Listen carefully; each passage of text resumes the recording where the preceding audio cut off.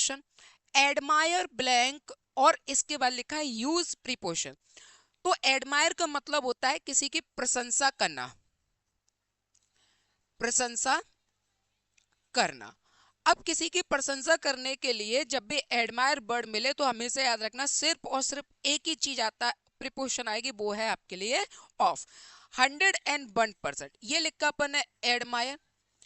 Admire के साथ में हम हमेशा ऑफ का ही प्रयोग करते हैं, हमेशा याद कर लेना इसको, ठीक है। वैसे मैं कभी किसी से कहता नहीं हूँ रट लेने के लिए, लेकिन कुछ चीजें हमारी रटने से ही काम चलता है। कितने भी ओवर इंटेलिजेंट हो लीजिए, ओवर इंटेलिजेंट हो लीजिए, इससे कोई फर्क नहीं पड़ता है। सबकी अपनी अपनी अलग अलग बुद्धि होती है, सभी अपने अपने अलग अलग बुद्धि से हिसाब से काम लेते हैं। कितना भी अच्छा पढ़ लीजिए, लेकिन कुछ चीजें ऐसी होती जिनको हमें एज इट वैसे की वैसे ही याद करना पड़ती है, जिसके लिए कोई रूल नहीं लगता, कुछ भी उसके लिए नहीं कर सकते, ठीक है। चल, एडमायर ऑफ है। इसके अलावा मैं आपको और बता देता हूं जो कि डिफेंस एग्जाम के लिए बहुत इंपॉर्टेंट है, ये बात ध्यान रखना, ठीक है।